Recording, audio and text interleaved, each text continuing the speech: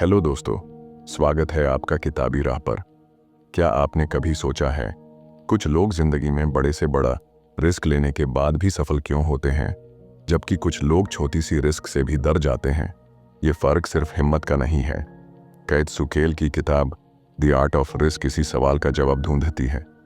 ये किताब न सिर्फ रिस्क लेने की कला को समझाती है, बल्कि इसके पीछे छुपी साइकोलॉजिकल, न्यूरोलॉजिकल और इमोशनल लेयर्स को भी एक्सप्लोर करती है।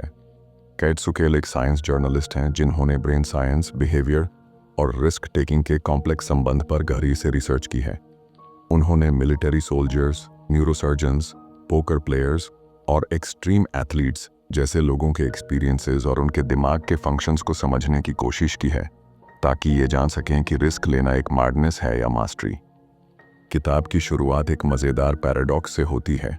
हम रिस्क से बचने की कोशिश करते हैं, लेकिन बिना रिस्क के कोई बड़ा रिवॉर्ड भी तो नहीं मिलता। ये कॉन्ट्राडिक्टरी रिलेशनशिप हर इंसान के डिसीजन मेकिंग प्रोसेस में छुपा होता है।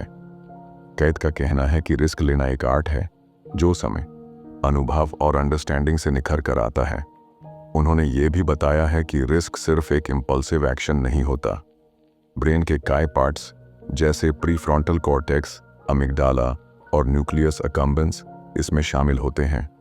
जब हम कोई डिसीजन लेते हैं जिसमें रिस्क इन्वॉल्व हो, तो हमारा ब्रेन रिवॉर्ड और पनिशमेंट के पॉसिबिलिटी का वेई करता है।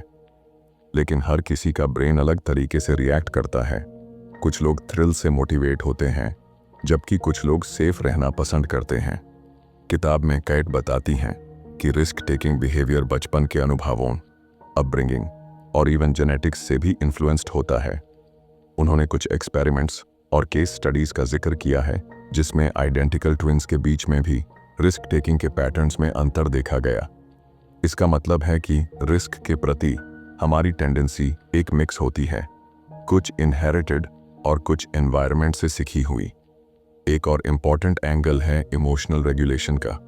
जो लोग अपने इमोशंस को बेहतर समझ और कंट्रोल कर पाते हैं, वो रिस्की सिचुएशंस में ज़्यादा इफेक्टिवली रिएक्ट करते हैं, चाहे वो कॉम्बैट सोल्जर हो या एक पोकर प्लेयर। इमोशनल कंट्रोल उनकी परफॉर्मेंस को डिफाइन करता है। ये बात हमें सिखाती है कि रिस्क लेने से पहले सेल्फ अवेयरनेस कितनी ज़रूरी है। कैद कुछ लोगों का जिक्र करती हैं जिन्होंने एक्सट्रीम रिस्क उठाकर हिस्ट्री बना दी, जैसे एक स्काई डाइवर जो बिना पैराशूट के जंप करता है, या एक डॉक्टर जो एक्सपेरिमेंटल सर्जरी करता है किसी की ज़िंदगी बचाने के लिए। इन सब में एक कॉमन फैक्टर था, उनका रिस्क कैलकुलेटेड था, इम्पल्सिव नहीं। उन्होंने अपनी स्किल्स, नॉलेज और एक्सपीरियंस के बेसिस पर रिस्क लिया था, न कि सिर्फ डेयरिंग स्पिरिट के बल पर। किताब के एक सेक्शन में फोकस किया गया है कि रिस्क टेकिंग जेंडर के हिसाब से कैसे अलग होती है। रिसर्च दिखाता है कि महिलाएं और पुरुष अलग अलग तरीके से रिस्क को प्रोसेस करते हैं। महिलाएं ज़्यादा रिलेशनल और लॉन्ग टर्म सोचती हैं, जबकि पुरुष ज़्यादा इमीडिएट और थ्रिल बेस्ड डिसीजन लेते हैं। लेकिन इसका मतलब ये नहीं कि कोई जेंडर बेटर है रिस्क टेकिंग में। दोनों की स्ट्रैटेजीज अलग होती हैं और दोनों अपने तरीके से इफेक्टिव हो सकते हैं। एक और रोचक इंसाइट मिलती है मिलिट्री ट्रेनिंग से। सोल्जर्स को ट्रेन किया जाता है कि वो रिस्क को समझें, इवैल्यूएट करें और फिर रिएक्ट करें। उनका रिस्क टेकिंग इम्पल्स, डिसिप्लिन और ड्रिल्स के जरिए रिफाइन होता है।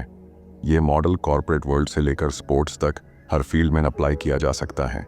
कैट ये भी कहती हैं कि रिस्क लेने का मतलब सिर्फ डेयरडेविल बनना नहीं है। रिस्क लेना का मतलब है अपने कंफर्ट जोन के बाहर जाकर कुछ ऐसा करना जिसका रिजल्ट श्योर नहीं है, लेकिन जिसमें ग्रोथ की संभावना होती है। हर इंसान के लिए रिस्क अलग होता है। किसी के लिए स्टेज पर बोलना रिस्क है, तो किसी के लिए अपना बिजनेस शुरू करना। पॉइंट ये है कि जब तक हम रिस्क नहीं लेंगे, तब तक नए एक्सपीरियंसेस और अपॉर्चुनिटीज़ नहीं मिलेंगे। रिस्क टेकिंग का एक साइकोलॉजिकल बेनिफिट भी है। ये हमें ज़्यादा अलाइव फील करवाता है।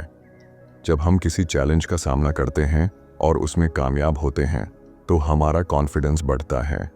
ये सेंस ऑफ मास्टरी हमें और भी नए स्टेप्स लेने के लिए इंस्पायर करता है। इसका नाम है रिस्क रिवॉर्ड फीडबैक लूप। कैद कहता है कि हमें अपने दिमाग को इस लूप के लिए ट्रेन करना चाहिए। पहले छोटे रिस्क लीजिए, उनमें सफल होने के बाद कॉन्फिडेंस आएगा, फिर बड़े डिसीजंस लेना आसान होगा। इस प्रोसेस में सबसे बड़ा रोल प्ले करता है रिफ्लेक्शन। हर रिस्क के बाद हमें इवैल्यूएट करना चाहिए कि क्या सही गया, क्या गलत हुआ और क्या सीखने को मिला। एक और मुद्दा है फियर का। कैट बताती हैं कि फियर रिस्क टेकिंग का सबसे बड़ा बैरियर है, लेकिन फियर खुद में बुरा नहीं होता। फियर एक सिग्नल है, ये बताता है कि कोई सिचुएशन इंपॉर्टेंट है। उस सिग्नल को इग्नोर मत करिए, उसे समझिए। जो लोग फियर को समझकर काम करते हैं वो ज़्यादा अच्छे रिस्क टेकर बनते हैं। किताब में यह भी बताया गया है कि हमारा एनवायरनमेंट रिस्क टेकिंग पे बहुत असर डालता है।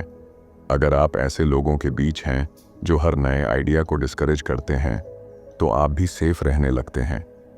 लेकिन अगर आपको सपोर्ट मिलता है तो आपका रिस्क लेने का कॉन्फिडेंस बढ़ता है। इसलिए कैट कहती हैं, अपना रिस्क ट्राइब चूज करिए।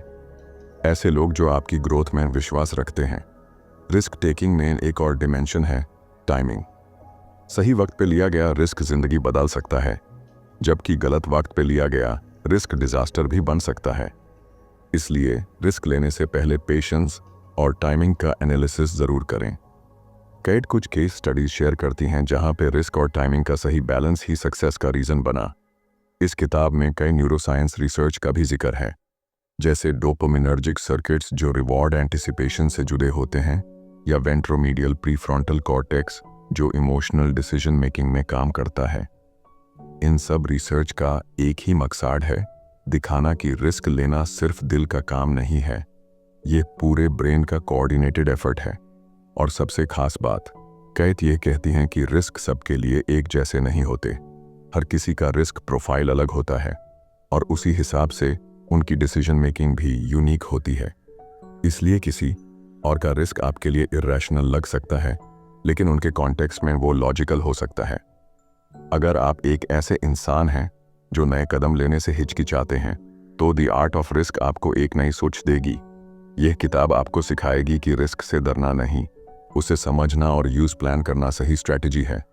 ये सिर्फ एक सेल्फ हेल्प गाइड नहीं, बल्कि एक साइंटिफिक एक्सप्लोरेशन है उस आर्ट की जो हर सक्सेसफुल इंसान ने कभी ना कभी सीखी होती है।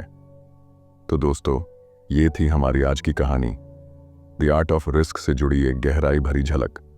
अगर आपको ये सफ़र पसंद आया हो, अगर आपको लगा हो कि इसने आपकी सोच में कोई हलचल पैदा की है, तो एक छोटा सा रिस्क आप भी लीजिए। लाइक ज़रूर करिए इस वीडियो को। नीचे कमेंट में हमें बताइए आपके लिए रिस्क का क्या मतलब है। और अगर आप चाहते हैं कि ऐसी ही ज़िंदगी बदल देने वाली किताबें और कहानियाँ आप तक लगातार पहुँचती रहें, तो अभी सब्सक्राइब कीजिए किताबी राह को और उस घंटी को ज़रूर दबाइए, ताकि अगली बार जब हम मिलें तो आप तैयार रहें एक और इमोशनल, मोटिवेशनल और ज़िंदगी से भरी कहानी के लिए। फिर मिलते हैं किताबी राह पर, जहां हर किताब एक नई राह खोलती है।